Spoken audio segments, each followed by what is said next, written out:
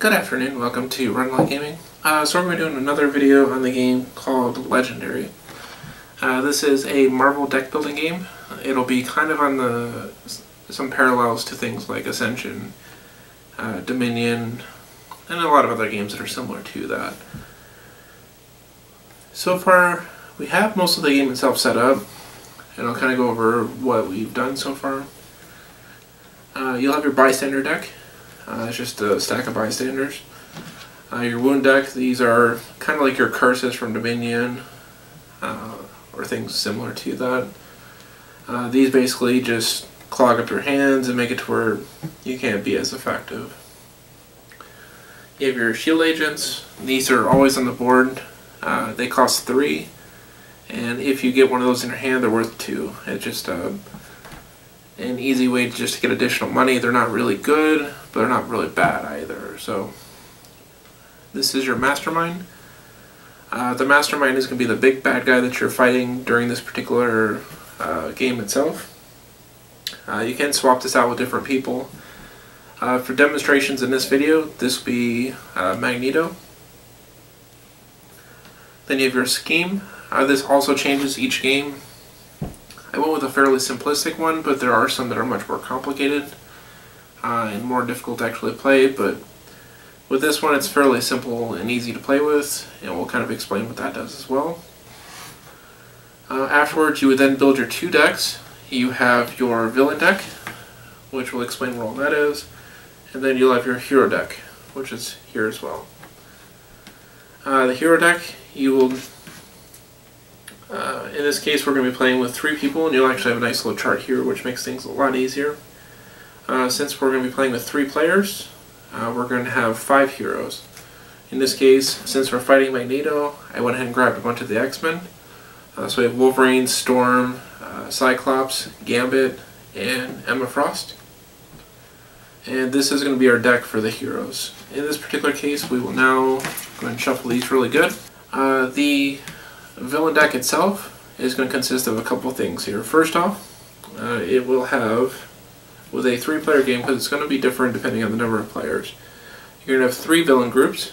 So you have, in this case, Hydra for this one. This one will be Enemies of Asgard. This is the Brotherhood.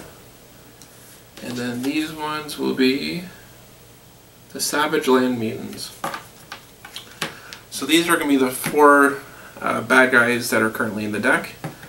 Depending on who you pick, in this case Magneto, he does require you to have the Brotherhood, because the Brotherhood is going to be like Juggernaut, the Blob. These are going to be more specific to, you know, his particular storyline. There's like Mystique in there and some other stuff. But these are going to be more to add the flavor to that. The others are more so just to kind of buffer the deck a little bit more and make it a little bit more diversified. But you can pick a lot of different people for this. There's just one that's required with your specific mastermind that you currently have. Afterwards, you'll also put a certain number of bystanders in it. With a 3-player game, it'll be 8 bystanders. So that's this stack here. Then you have 5 Master Strikes. It'll always be 5 regardless of the number of players. Master Strike will do something depending on which mastermind you currently have. And then you have Scheme Twists. This number is set by what scheme you currently have in play. Like for example with our scheme here, it requires you to have during setup to have 8 twists. And then depending on how many twists have occurred, these will have different effects as well. That is what the villain deck will actually consist of. At this point we'll go and shuffle, so we'll pause here. Okay, so at this point we have shuffled up our villain deck really good. We shuffled up our hero deck really well. One other thing I haven't mentioned yet is that we also will have our starting deck hand, or our starting hand. And what this will consist of, for the shield troopers, basically they do 1 damage. What you're going to see on the cards themselves is either claw marks or stars. Sometimes you'll see both, but not very often. It'll look like a couple scratches coming down, and then a number, and that's how much damage it does. So if this card is in your hand when you play it, you will do 1 damage with this guy.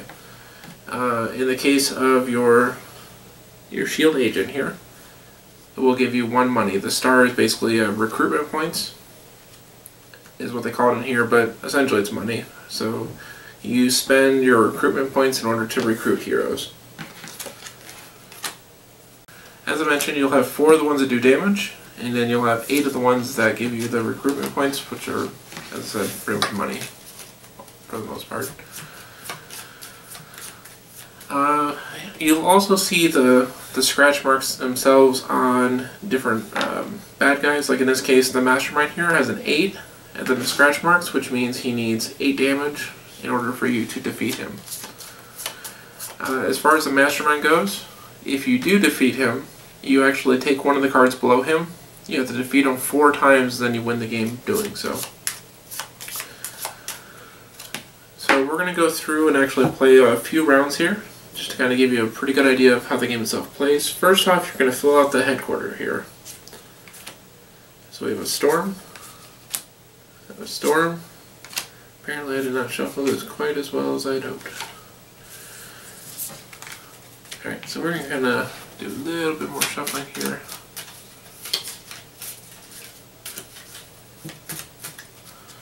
So, Emma Frost.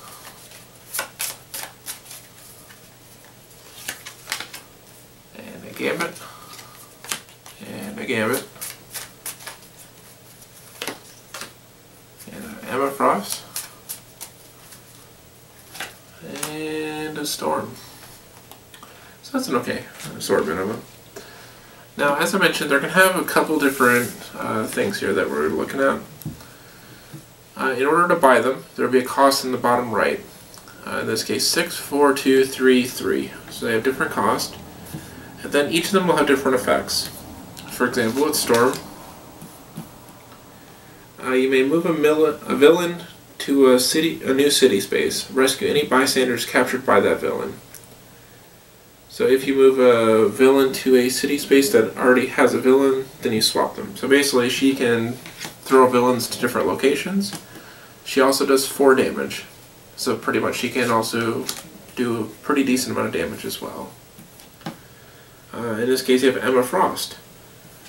She costs 4 money, she does 2 damage. However, if you lay down a red symbol, because some of these will have symbols at the top, pretty much Storm, Gambit, and then Emma Frost.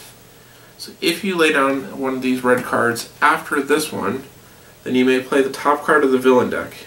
If you do, you get an additional 2 damage. So this might allow you to do more damage to stuff, but it also has a downside of playing more cards from your villain deck. Gambit on this one is draw 2 cards and put a card from your hand on top of your deck. So this one kind of lets you set up probably for the next round a little bit better. This Gambit, reveal the top card of your deck, discard it or put it back, and then if you lay down one with a yellow claw thing, in this case it's just this Gambit, do the same thing to each other player's deck as well. So you might be able to kind of manipulate other people's decks a little bit as well. And then lastly you have Emma Frost, again, which this one will give you 1 money, she costs 3, and then you draw a card if you play this one. So it just kind of helps you filter through to the rest of your deck. And then this Gambit here gives you 2 money. This Gambit doesn't give you money or does damage, so he just kind of... But he's the one that pretty much just allows you to draw some cards. And so ideally what this will help you with is kind of filter for some other stuff. So that makes him a little bit useful as far as that goes. And also you could use him to trigger like Emma Frost, because Emma Frost, if you play one of these red symbols after you play this Emma Frost, it will then trigger the ability as well. So I mean, what you're trying to do is build all your people to kind of work together a little bit to accomplish different things like that. But this is your headquarters. Every time you buy one, you then get another one. So like, let's say if I bought this Gambit right now, another one flips over and then ends up in the headquarters to replace it. Your starting hand size is always 6 to start out with. It can be manipulated through different events that can occur each round, but your base number is always 6. Like there's some bad guys that allow you to draw an additional at the start of the round, or your starting hand becomes 8 for the next round, or sometimes you lose cards, like it might say you draw 1 less next round. So at this point, we're going to start the round itself. So each player would normally draw 6 here. 3, 4, 5, 6. This person will draw 6. 4, 5, 6. This person will also draw 6. 1, 2, 3, 4, 5, 6. And we're going to start off with this player here. So we'll start off with the villains, because it actually does have turn order here, which makes things a little bit easier. And bystander. Now normally what would happen is the bystander is going to run to the first villain it sees. We don't actually have any villains out here right now. So this one will actually run over to the mastermind. That way if you defeat the mastermind, you have an extra bystander for it. So we have 1 money, 2 money, 1 damage, 3 money, 4 money, 5 money. So 5 recruitment points, 1 damage. So in this case, we could buy, say, and you could buy any number as long as you can afford it. And so that's going to be something that's really big to keep track of as well. So for example, I could grab this gambit, the gambit that lets me draw 2 cards and put a card from my hand back on top of my deck. Or I could draw the 7 of Frost here. So first I'm going to buy the 7 of Frost, because she just allows me to draw a card, but she also gives me money for doing so. So it kind of like helps you kind of cantrip into other stuff. Here's a Wolverine. If I play one of the claw things, like for example if I play this gambit after I play Wolverine, I can then draw a card off of it. So it's really useful for just drawing additional cards. So I have 2 money left. I'm going to go ahead and buy this gambit here. These two don't really work together very well, but may as well buy another card out of it. So now at this point, all the cards that we just played are now going to the discard pile here. We could have done 1 damage, but since they heal at the end of every round, me doing 1 damage to say Magneto is not going to do anything. He'll just be at 8 on the next turn. So for the guy on our left here, he has 1 damage. Oh wait. First we reveal the villain deck. And this is going to be the first card that comes out. Now what you'll have to do is read over the information here. And there's going to be some keywords you'll have to look at. The ambush means that when he comes into play, like when he hits the table here, he does something. In this case, each player reveals an air symbol. It looks like little parentheses with a little X in the center, or gains a wound. So this person here is going to look through. He actually has a starting hand, so obviously he does not. In fact, really no one's going to have that as their starting, one of those in their hand. So each player is now going to get a wound. And this goes to each player's discard pile. So it's really not a very good starting position to be in, but what that shows you though is that each of these guys definitely do something different. And then if you fight him, then choose a player. That player KOs any number of wounds from their hand and discard pile. So if you do kill this guy, then the person that defeated him can then choose a player. That person gets rid of a bunch of wounds, hopefully. If they have a bunch of wounds already. Now, something to consider when playing this game is, in a sense, it is co-op, but in some ways it's not. You are trying to defeat Magneto 4 times in this particular game. There are a bunch of other masterminds, but in this case we chose Magneto. You defeat him 4 times, the game ends. So you do win or lose based on if you accomplish that. Next thing though is that then you compare points. There are red circles next to each of these bad guys. For example, if you defeat the mastermind, each time you defeat him he is worth 5 victory points, because it'll be in this little red circle on the side here. If you capture any bystanders, you gain 1 victory point. As I said with these villains, this one's worth 4 victory points because he's a little bit tougher of a monster. He's almost worth as much as your mastermind here. So that is basically what you're trying to accomplish throughout the game. So defeat him 4 times, whoever has the most victory points at the end of it wins. But it is a shared win or loss as far as the game itself. So if you lose and don't actually kill the mastermind 4 times before the game ends, everyone still does lose. So you do kind of have to work together, but you're also competing for points. Otherwise, if your villain deck ever runs out, you lose the game. If your hero deck ever runs out, you lose the game. The scheme will also have another lose condition. In this particular lose condition, as I mentioned, there are 8 twists within this deck. If there are ever 8 twists out here, the game ends, you guys lose. So essentially, if you reach all of your 8 twists in this deck, you also lose the game. But whenever you hit the first 4 twists, it does nothing. But the 5th twist, each player gains a wound. The 6th twist, each player gains another wound. And then on the 7th twist, each player gains 3 wounds. So this will kind of build up wounds a little bit.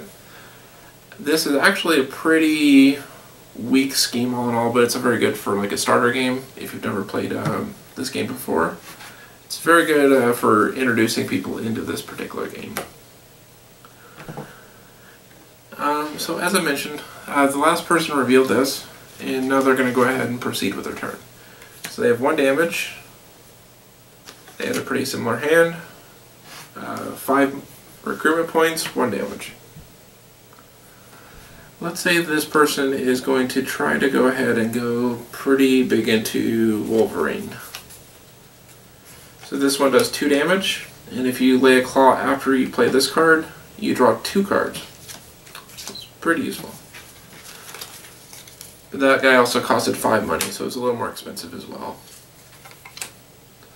So the guy on my left is going to just probably do some Wolverine stuff. I'm probably going to do a little bit of a mix with this character here. And this one may try to grab like maybe some Storm. Go with that. So at this point you will reveal a card from your villain deck. What it does is it pushes them, as long as something would push him. Let's say if he was currently here and you reveal another creature, this one goes to sewer but does not push this one because there's nothing to push it. So in this case it does push him to the bank. This particular henchman, when you draw a new hand, if you fought this guy and defeated him, when you draw a new hand of cards at the end of the turn, draw an extra one. So this one will give you an extra card next turn if you kill this one. He has only 3 wounds though, so he's a very easy one to kill. So, yeah, they pretty much have identical hands. This one again is also 5 money and 1 damage. So I will not be able to get the Storm on here. I don't think we're going to go with Claws, so we'll go ahead and grab this Emma Frost then.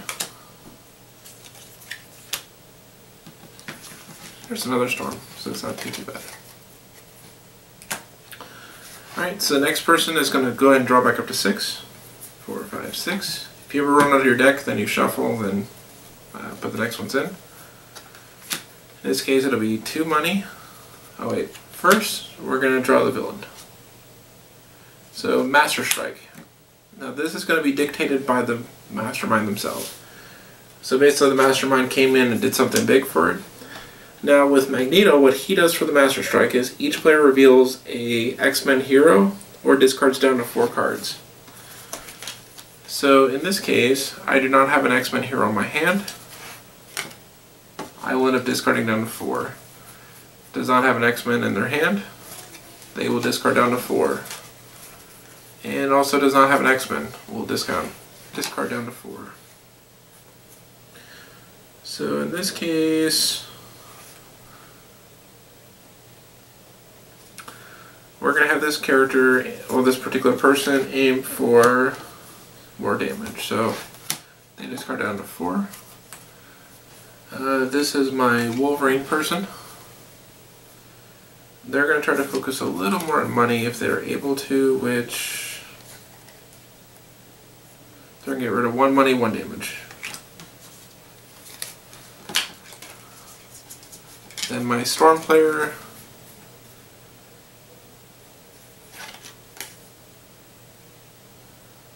they don't think they're going to be able to buy anything, so they're going to go and get rid of 2 money. Because they're wanting to get Storm, and right now the Storms are 4 and 6 money, so it's a little bit pricey. So at this point,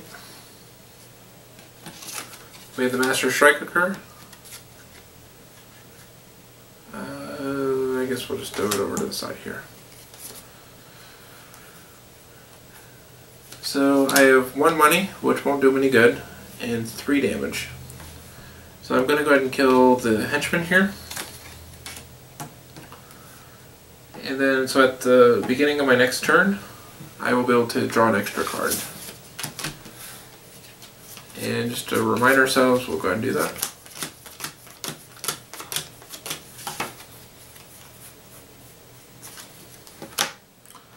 And this is going to keep continuing. I won't go through a ton of turns in order to, explain how the game itself is played.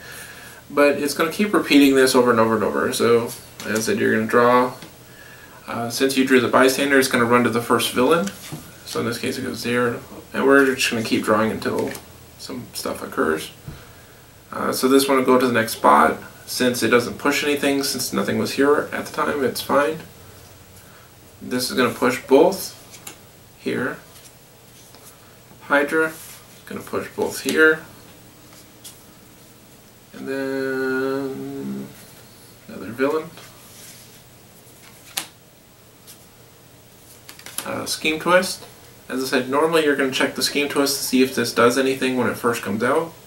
With this particular scheme, it doesn't actually start doing anything until the 5th scheme.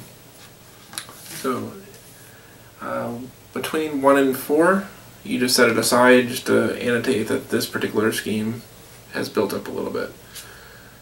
And then 1 more villain appears. Now, we run into a little bit of an issue here because our entire city is full of villains now. So what's going to happen is the villain that's on the bridge is going to flee from the town. And we're going to explain a little more of what that actually means. Now, first and foremost, we're going to ignore the bystander for now, but he was carrying a bystander. Now, whenever this character flees, you're going to lose one of your heroes from here. And it is up to the players to decide of who they want to get rid of. So let's say if they want to get rid of this Gambit, he is now KO'd, then another one will come out. So it'll basically start to wipe out this deck a little bit, the more and more of those are gone. If a bystander disappears, so let's say a bystander escaped with one of the bad guys, because they basically just stole one of the people and ran off, each player loses 1 card from their hand. So each of us will discard a card of our choice.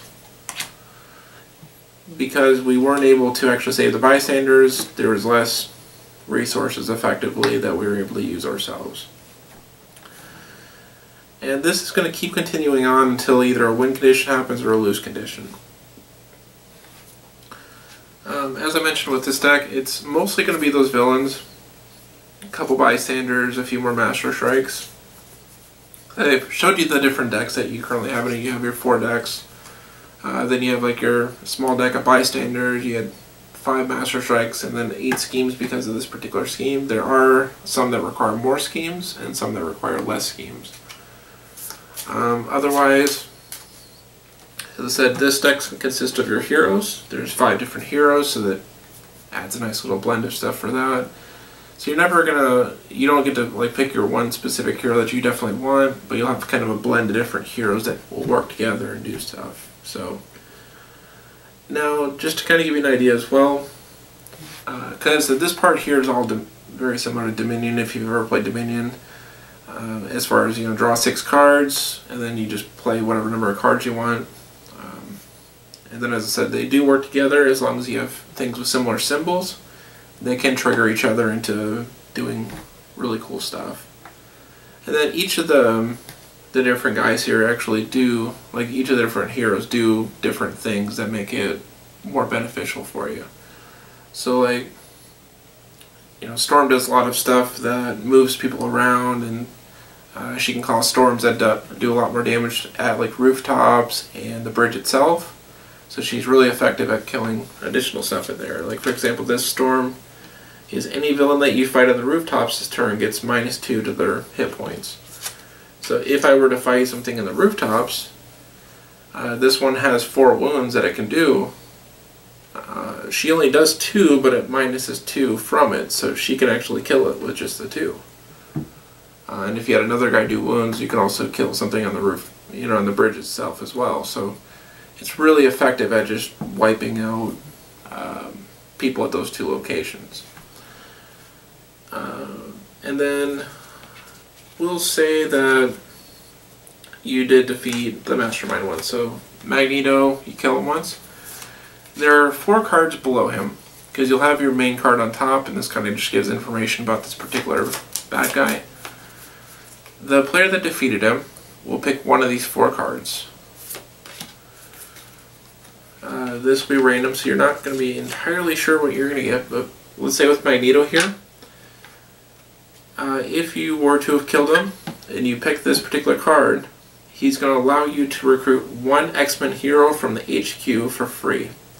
So you defeated Magneto here, so you can take one of these heroes as long as it's X-Men. We only chose X-Men, so you can literally choose any of those for free. So it's actually a really nice benefit. The next one is, let's say if you defeat him again. This one is, after you fought him, choose one of your X-Men heroes. When you draw a new hand of cards at the end of this turn, add that hero to your hand as a 7th card. So, again, these are different benefits. Sometimes there are disadvantages. This just helps with more bystanders. And this one is your negative one. If you fought him and you defeated him here, each other player reveals an X-Men hero or gains 2 wounds. So a lot of them benefit you, but again, with this, it does give the wounds to other players. It doesn't give them to yourself. Because remember, even though you are trying to defeat the same bad guy, it is also competitive in trying to get the most victory points. So giving other people wounds in this case is going to actually be beneficial because it helps you defeat them a little bit better on that. Now it does make them less effective in the overall game, so you don't want to do too much damage to each other, but enough to hopefully keep yourself above everybody else. So, and as I said, that's the bulk of the game Legendary. As I said, it's very Dominion-ish. So if you ever played Dominion, it's very close to that, or Ascension, very close to that. But it does have a little bit more flavor to it, and there's a little bit more going on with, like, the game can be very different, like, depending on the heroes you choose. If you choose 5 really bad heroes, you can do really horrible if they don't work together very well. If they do work together really well, you can just demolish stuff. And then your Mastermind can also do very different stuff as well. For example, Magneto is very different than, say, Galactus. As I mentioned, this is the game of Legendary, and pretty much the way to play it. I hope you've enjoyed the video itself. If you have enjoyed the video, definitely comment on it, like it. We should have some contests coming up as well. And they'll be attached to different videos. You'll see it in parentheses on Board Game Geek. Also on my YouTube channel, I'll also mention it there as well. So I definitely hope you've enjoyed watching, and definitely watch for more videos in the future. Thank you for watching Rundlii Gaming. You have a good day.